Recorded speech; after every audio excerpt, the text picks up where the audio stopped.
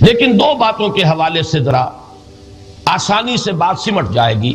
سب سے پہلے تو ٹائمز آف لندن بہت پرانا اخبار ہے، روزانہ اخبار انگلستان کا، لندن کا۔ آزادی کی جب 40ویں سالگرہ ہمارے ہاں ہوئی، 41واں جب یوم استقلال ہم نے منایا، تو ٹائمز آف لندن کا جو موجودہ ایڈیٹر ہے اس نے ایک ایڈیٹوریل لکھا اور حوالہ دیا 40 سال قبل کا، کہ میرا پریڈیسیسر مجھ سے پہلے جو اس کرسی پر بیٹھا ہوا تھا، 14 اگست 1947 کو جب ہندوستان تقسیم ہوا اور 2 آزاد ملک وجود میں آئے، تو اس وقت کے ایڈیٹر نے اداریہ لکھا، بہت بڑا واقعہ ہوا تھا، روئے ارضی کے اہم واقعات میں سے ایک اہم واقعہ تھا۔ ظاہر بات ہے کہ کوئی روزنامہ اور اس کا کوئی ایڈیٹر اس واقعے پر تبصرہ کرنے سے نہیں رہ سکتا۔ اس نے اپنا ایک ججمنٹ دیا، اپنا ایک اندازہ بیان کیا کہ آج دنیا میں جو 2 ملک وجود میں آئے ہیں، ان میں سے ایک کا مستقبل تو بہت روشن ہے اور دوسرے کا مستقبل بہت تاریک ہے۔ پاکستان کا مستقبل بہت روشن ہے، اس لیے کہ یہ ایک قوم ہے، ایک بہت بڑی بائنڈنگ فورس ہے کہ جو ان کو باندھے ہوئے ہے، اور وہ مذہب کی طاقت ہے۔ لہذا ان کی یکجہتی، ان کا اتحاد، ان کے ہاں کوئی نسلی امتیازات نہیں، ان کے ہاں کوئی علاقائی تعصبات نہیں، ایک مذہب ان کو جوڑے ہوئے ہے، ایک حبل اللہ میں یہ بندھے ہوئے ہیں۔ لہذا اس ملک کا مستقبل بہت روشن ہے، جبکہ بھارت کا مستقبل بڑا تاریک ہے۔ اس بھارت کو باندھنے والی، جمع رکھنے والی کوئی قوت موجود نہیں۔ بہت سی نسلیں آباد ہیں، بہت سی زبانیں اور بولیاں ہیں، بہت سے کلچر ہیں، بہت سے تمدن ہیں، کوئی بھی ایک شے جو قدر مشترک ہو ان سب کے مابین موجود نہیں۔ یہ تھی اسیسمنٹ ٹائمز آف لندن کے مدیر کی، ایڈیٹر کی، 14 اگست 1947 کو۔ اللہ نے کوئی ایسا مرض پیدا نہیں کیا جس کی دوا پیدا نہ کی ہو۔ اسرائیل 1948 میں قائم ہو رہا ہے، پاکستان 1947 میں وجود میں آیا ہے۔ 1 سال پہلے جیسے ماں کی چھاتی میں اللہ دودھ پہلے پیدا کر دیتا ہے، بچے کی ولادت بعد میں ہوتی ہے، یہ قانون قدرت ہے۔ اسی طریقے سے توڑ اس کا در حقیقت اسرائیل کا توڑ ہے جو پاکستان کی شکل میں وجود میں آیا۔ یہ دوسری بات ہے کہ ہم بھٹک گئے، منزل کا سراغ بھول گئے، ہم آ کر دولت کے پھندوں میں، اور سب سے بڑھ کر یہ کہ جو متروکہ جائیداد کے لالچ، ہم اس میں پڑ گئے، بھول گئے یہ پاکستان کس لیے بنایا تھا، بھٹک گئے۔ توجہ کو تو جو حقائق سامنے آتے ہیں، وقت کم ہو رہا ہے تو میں جلدی ذرا کروں گا۔ ان میں سے نمبر 1 ایران ہے۔ اگر ہم چلتے ہیں عرب سے مشرق کی طرف تو ایران ایک اعتبار سے یہ بازی لے گیا ہے پورے عالم اسلام پر۔ ان کے مذہبی عقائد، ان کی فقہ سے ہمیں جو اختلاف ہے وہ ہے اپنی جگہ پر ہے، آپ کو معلوم ہے، میرے بارے میں کسی کو اشتباہ نہیں ہو سکتا اس اعتبار سے۔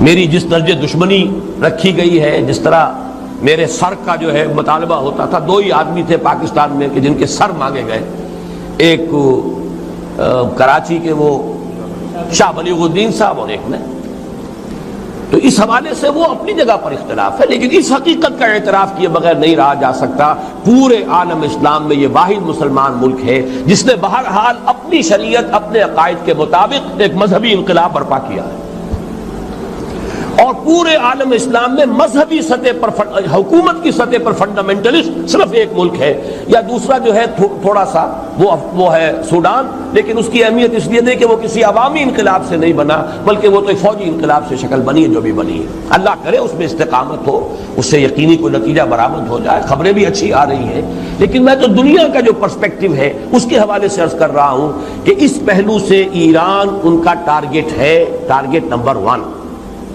ایک خاص اعتبار سے۔ ٹارگٹ نمبر 1 ایک دوسرے اعتبار سے ہم ہیں، وہ میں بعد میں عرض کروں گا۔ چونکہ حکومت کی سطح پر فنڈامنٹلزم ہے اور وہ آیا ہے ایک عوامی انقلاب کے نتیجے میں، پھر ان کے پاس تیل کی دولت ہے، اس کے خلاف اکنامک سینکشنز بھی ہو جائیں تو اگر لیبیا کھڑا ہو سکتا ہے تو بہرحال وہ بھی کھڑا ہو سکتا ہے، اور نقشہ وہ دنیا کو دکھا چکا ہے کہ لڑا دے ممولے کو شہباز، یہ نقشہ بھی اس نے دکھا دیا. یہ ہے ایران کا معاملہ. نمبر 2 پاکستان. پاکستان 400 برس کی تجدیدی مساعی کا امین ہے، امانت دار ہے. پورے ہندوستان میں مجدد الفسانی رحمت اللہ علیہ، شاہ ولی اللہ دہلوی رحمت اللہ علیہ، سید احمد بریلوی رحمت اللہ علیہ، ان کا جہاد.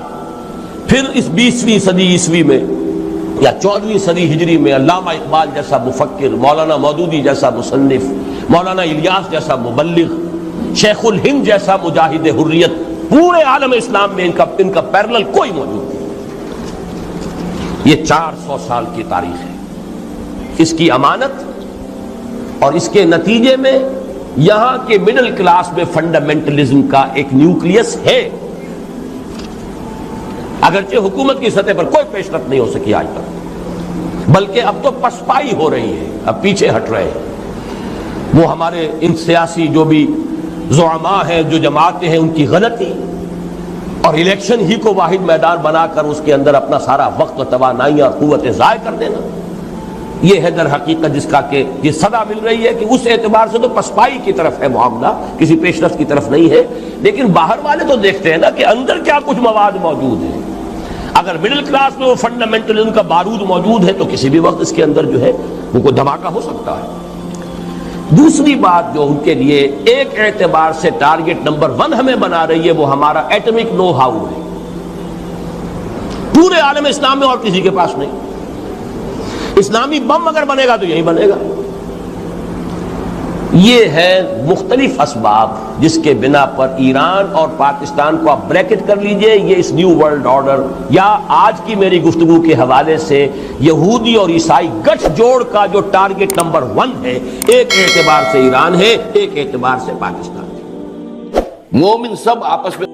اگر آپ کو ہماری یہ ویڈیو پسند آئے تو ہمارے چینل کو لائک اور سبسکرائب کریں. شکریہ. بھائی